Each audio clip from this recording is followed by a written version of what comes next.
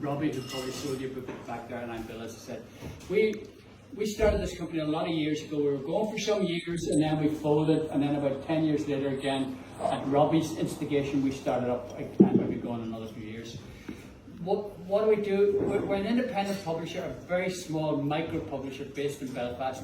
We focus on Irish history and politics and culture, and most of the time we don't go looking for books, but books arrive with us, and some wild and weird things arrive with us, which you mostly say, oh no, we're not touching that with a barge pole.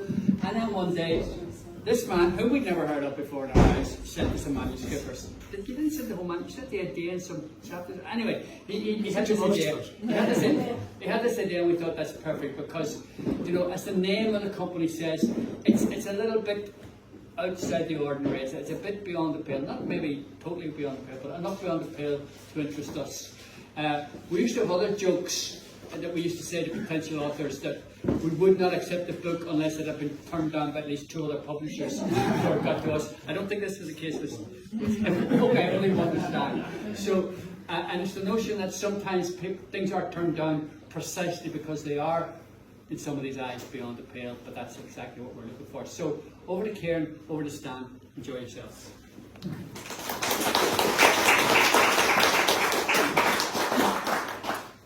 Okay, yeah, can hear you. Good. Before we get into the questions, I just want to say that myself and Megan Story was in Belfast, one of the Irish Left Archive, my kind of partner in crime.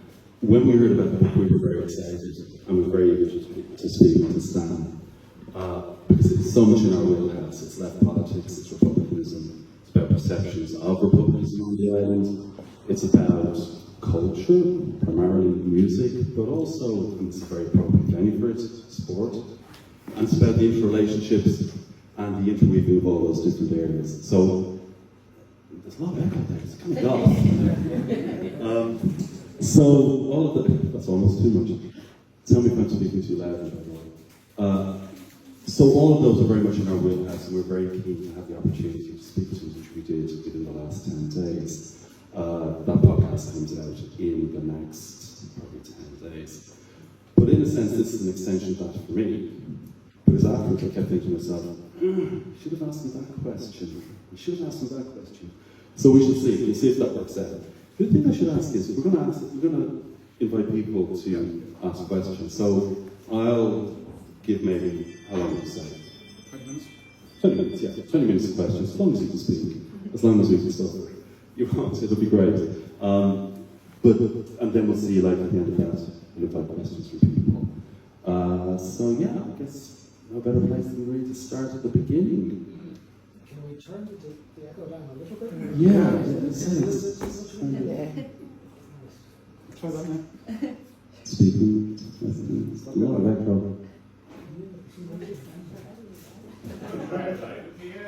Yeah.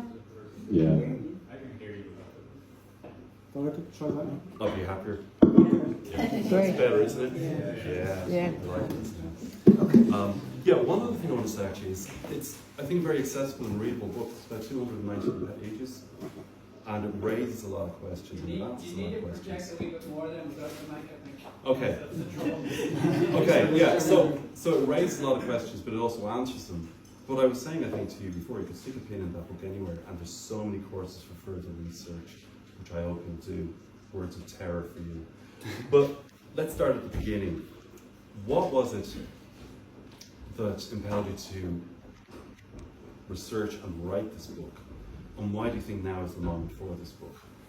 Okay, so it really did start at the beginning of that slideshow. Unfortunately, of course, the slideshow is not running in sync, but with that Alan Partridge sketch with Steve Coogan and with Come Out You Black and Tans. And I remember I didn't actually see it live. Somebody told me about it. I saw it on social media probably the next day. Looked at it, thought it was funny. Was interested in the reaction because I thought the reaction would be a little bit different. I think Coogan might have thought the reaction would be a little bit different as well. I think he probably expected slightly more outrage. And I remember thinking straight away, something's changed here. we're now far enough beyond, we're now 20 years past the Good Friday Agreement, 21 years. The way we think and talk about all of this is different. And I was aware as well, because I work in academia, I talk to young people, I talk at young people. And I had a sense that one of the things that changed was the ways in which the relationship between these two islands works. And I realised I didn't really have a clear insight into what that change was. But I thought this Coogan thing was sort of an important starting point. So that was that, and I remember thinking, okay, I should write about something like this. And I have 10 ideas a day I should write about, and I never do. But the next thing was then, the end of that year, if you remember, this is 5 years ago now, Charlie Flanagan had this idea to commemorate the RIC in connection with the decade of commemoration. And there was a furore about it because that, at least notionally, included the Black and Tans. And as a consequence of that, and on the back, I think, of the Coogan thing, because that had brought the song back into circulation, the Wolf Tones version of Come Out You Black and Tans ended up topping iTunes charts, which is sort of interesting because it means the people who are consuming it still used iTunes, because nobody else did in 2019.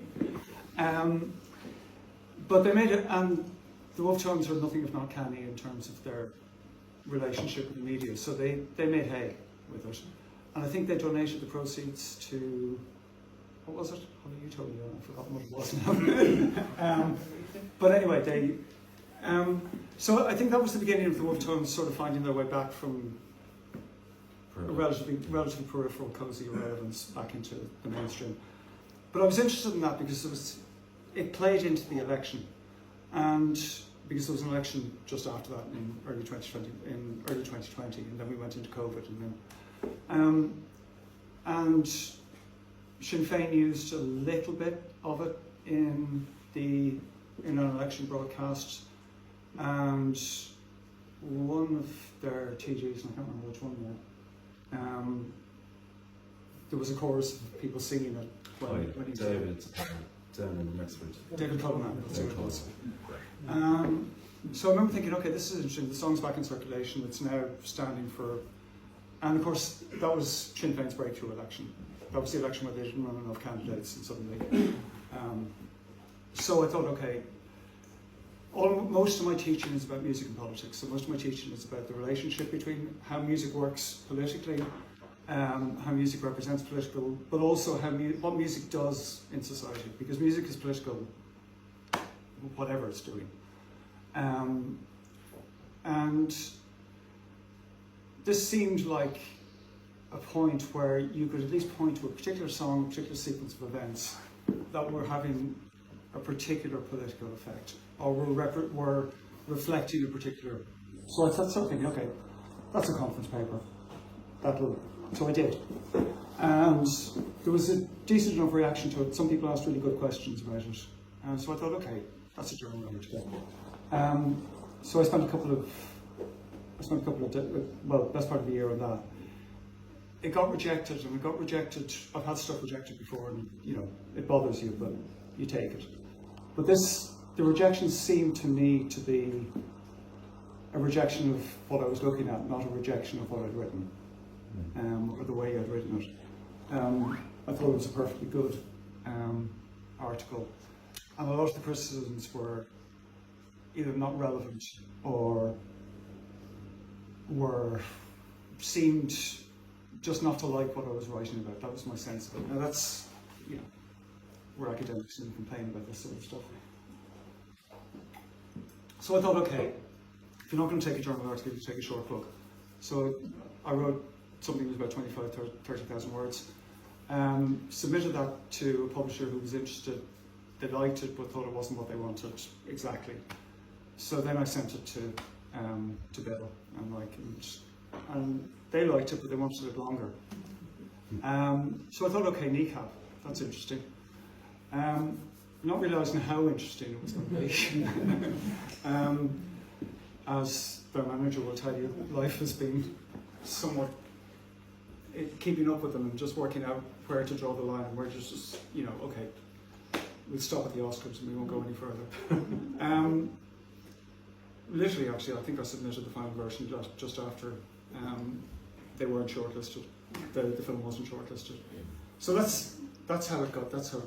And did you feel any trepidation? I mean, taking the wolf tones and, in a sense, response that they've had, how to work through that. Did you have any sense that what you were exploring was because I mean, we have to also preface this by the fact that wolf tones have been hit time and time again across the last 30 odd years. Yeah. There's the famous 2002 interview on the Late where they were ambushed, and Fintan O'Toole is somebody who's come up in this story quite a lot, isn't it?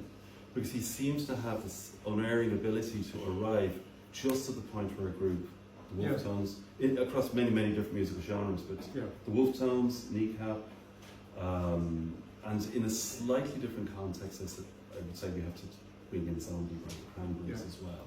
So maybe just elaborate on that as well, like what were you picking out across the decades, as it were? Okay, this ties in. This, as usual, you finish something and then you think, oh, I should have said that, or I should have done this.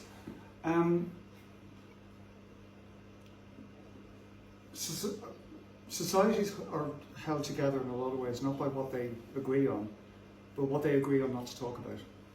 And I remember having this conversation with an American friend of mine who basically said that the thing that holds America together is slavery, because we don't talk about it.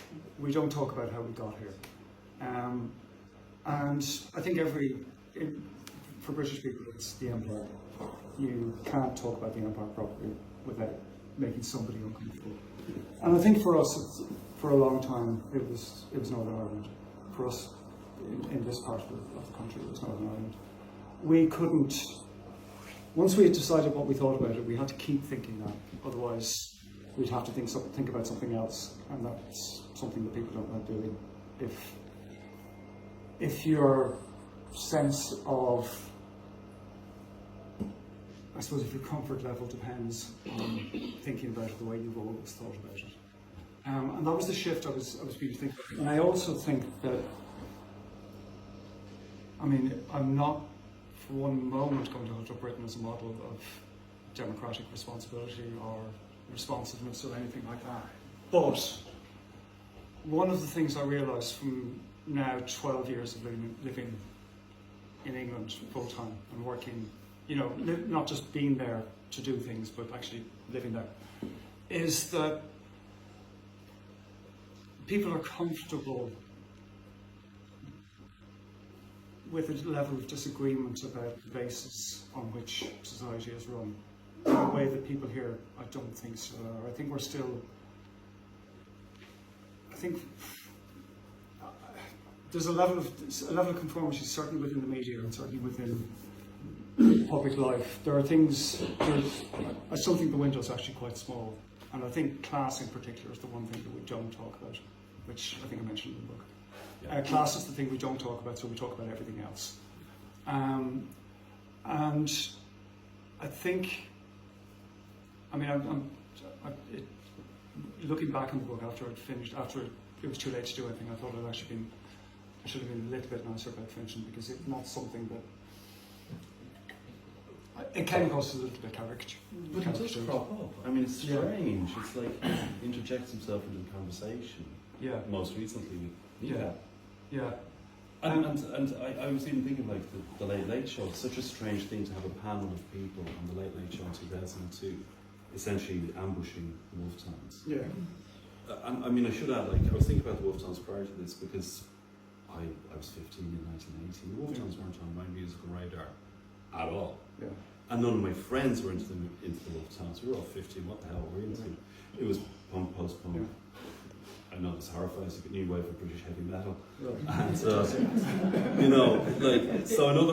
was Kilbarrack guys, it was Kilbarrack and Raheny and Foxfield. But it's, so in other words, there's this thing where it wasn't on the radar. And I mean, it's very puzzling to me, in a way, how they came back onto the radar. Yeah. But even you know, like in the sense of like they're very popular now.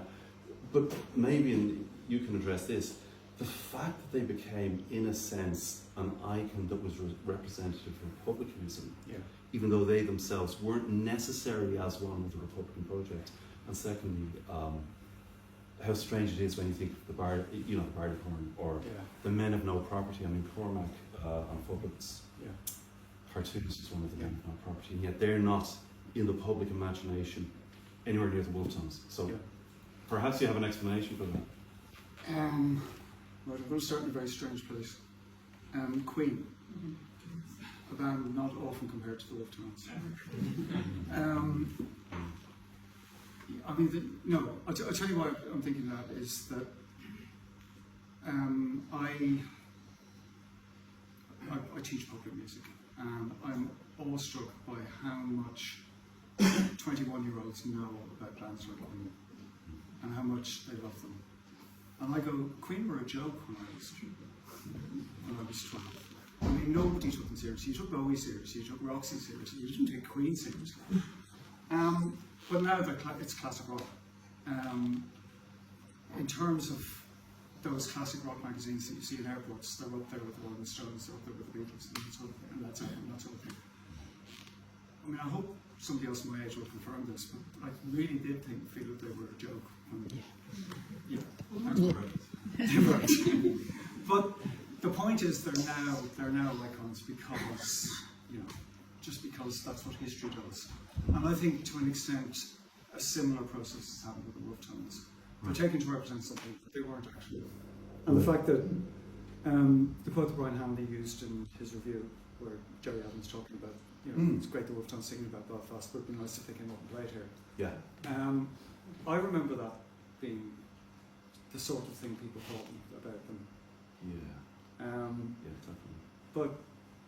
But there's now this, it's, we can remember back 10, 15 years, 20 years, maybe something like that, and then it all becomes a bit blurry.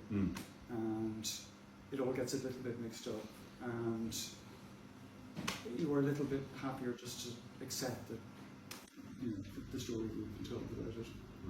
Or if we're older, we've just forgotten. Yeah, that makes sense.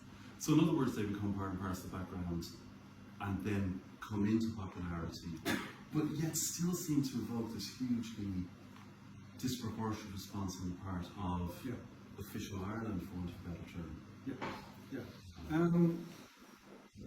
It still surprises me. I don't know why anybody cares that much. Unless, well, I mean, the obvious answer, and it's probably the real answer, is that for a lot of official Ireland is not quite the word. I think for the political establishment, by which I mean basically formerly the two big parties, we're now just two of the three big parties. They're terrified of a government that doesn't involve at least one. Because if that happens once, it can happen again, and it can happen. And also, I think looking around the rest of not just the English-speaking world, you have a situation in England now, for example, in the last local elections, where there are effectively 5 parties. The two-party system, which is held together in England by a bit of sticky tape and some what you call it, some dental floss or something like that. It's fragmenting. There are loads of people I know who will never vote Labour again, who would be Labour voters all their lives. There are loads of people who never vote Tory again, but will vote. I think we're at one of those points now where the fundamentals of political dispensations that have been in place forever are breaking up. And the people who have profited, who have prospered under that settlement, are very nervous about what's coming. I think that's the basic explanation.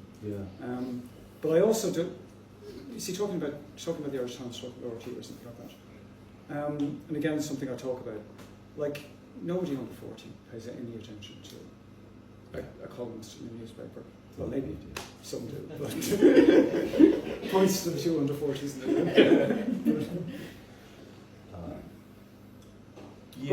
But there's also that sort of, standing there wanting the tide to go away, and the tide won't go away, the tide will keep coming in.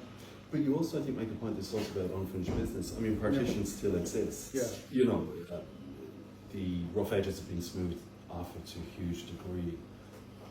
And maybe it's the fact as well, I don't know, I'm wondering about what you think here.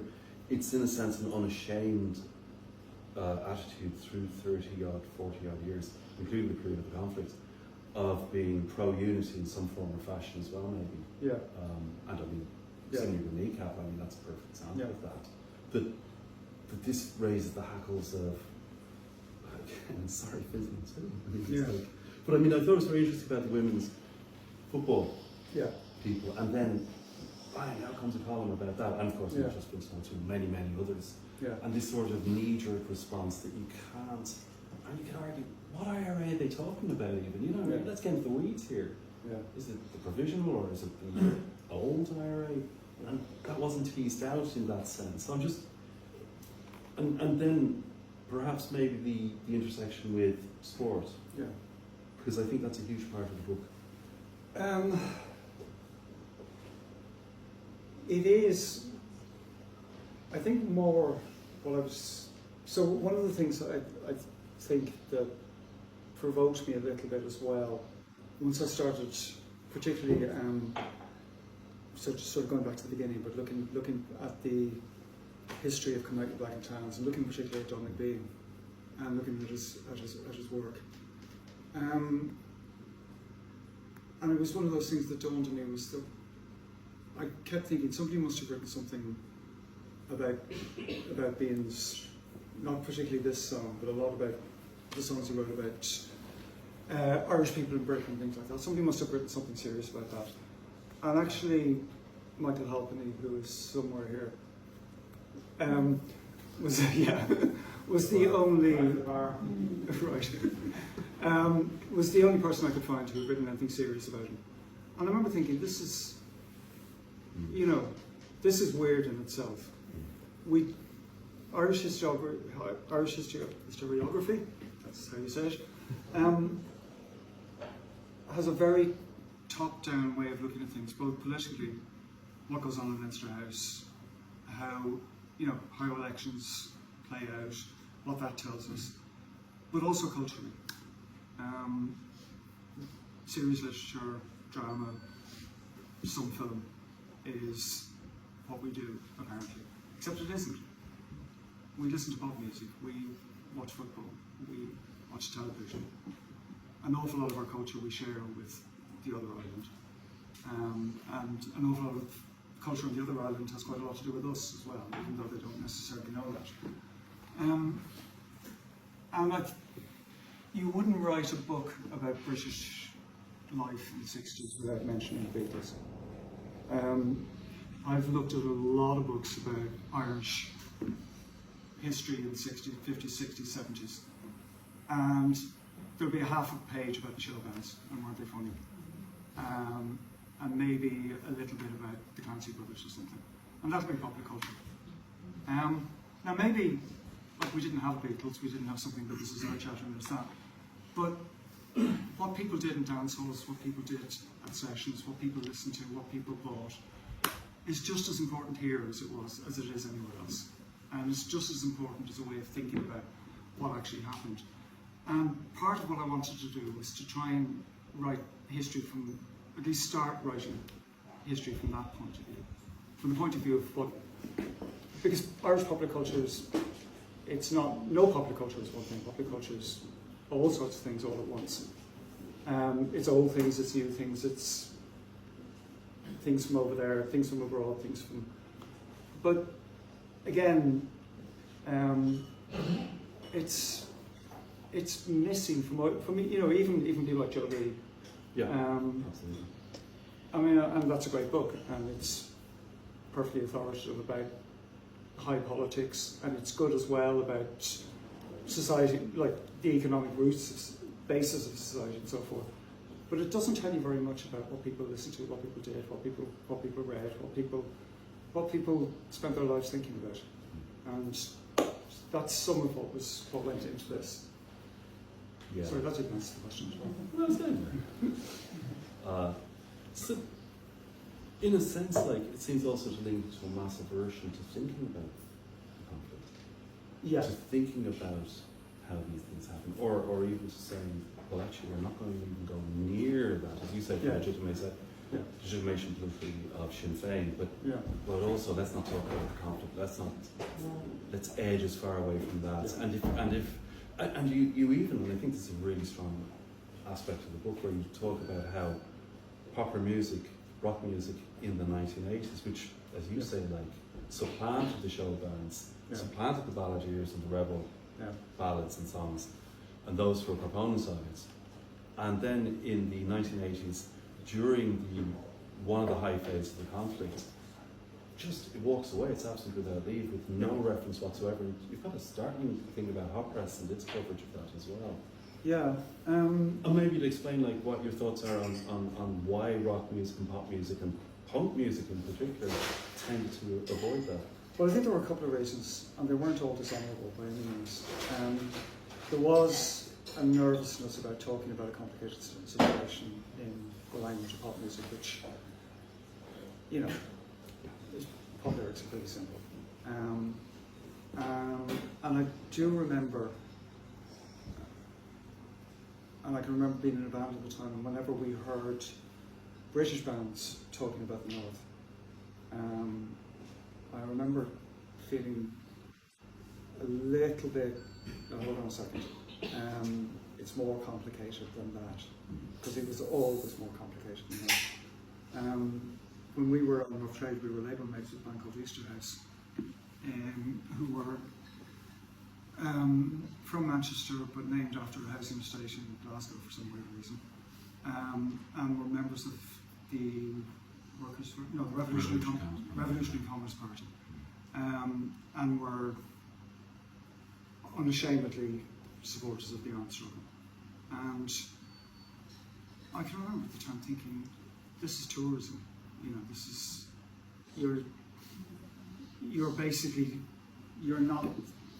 this is not a thought through political position, this is something that you have, and equally I can remember the band I respect a lot, the Gang of Four, but I remember thinking Armour-Light Rifle, and the Holy Trinity used against you like Irish jokes on TV.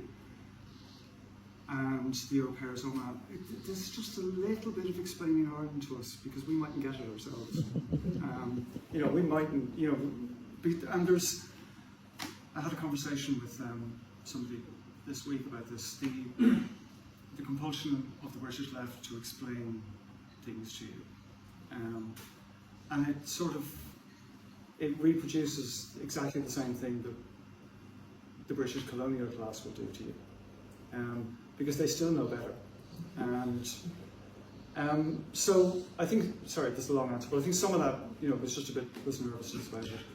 A couple of songs that occurred to me that I didn't write about, but one Michael Disney song, Off Toblin's Wood, which takes a few listens to understand what it's about, but it's about being Irish in Britain. And the later song also by Cole, Bertie's Brochures, by Fatal Mansions. Probably the two best songs about the conflict, even though they're not about the conflict, but dealt with it in ways that were, but they're great songs. They're something we would aspire to have that never did. No. Well, but if you look at U2 and Sunday Bloody Sunday and their reading of the conflict, and I mean, there's also, no disrespect to any U2 fans in the house, but there's a sense that the tick box is ticked, and they never really come back to it either. It's like, do they not? Don't. Does anyone know actually? Because I remember the U2 songbook. The U2 songbook. It's not really. But which I find very interesting as well, because again, it's that sense of, okay, well, some bands touched on it and then veered away as swiftly as possible. I suppose the other thing is, when we're talking about the 80s, I mean, Irish rock only really took off properly in the 80s. And rock music everywhere was retreating from politics at that point. So maybe it's part of that process. It was part of that process. But even horseflips, in a sense, didn't engage. No. And this is another angle on the book which I think is very important. You talk about the fact that in Ireland, music, popular music, rock, pop, etc., eschews the use of the Irish language. Yeah. Yeah. Just start to finish. Yeah. We were trying to come up with names of, or with groups who actually sang in Irish. Yeah. Bill came up with Clonard. Yeah. For Harry's Game was the only example we could think of a hit record in Irish. Yeah. Yeah, and that to me is the most astonishing thing about Kneecap. Yeah. Completely. Yeah. More important almost than anything else is the fact that they sing in Irish. And they're popular. And they're popular, yeah. Yeah. The fact that, the reason we all thought you couldn't do it, you can do it. It's just, that's what I love about pop music, is the fact that it can do things that you didn't think were possible, still. Mm. I mean, that's sort of why that's the great thing about popular culture. Every now and then, the machine churns its way around and it does the same thing, and then something happens that's just utterly out of this world. I think we should open this up. Yeah, absolutely. Yeah. Questions?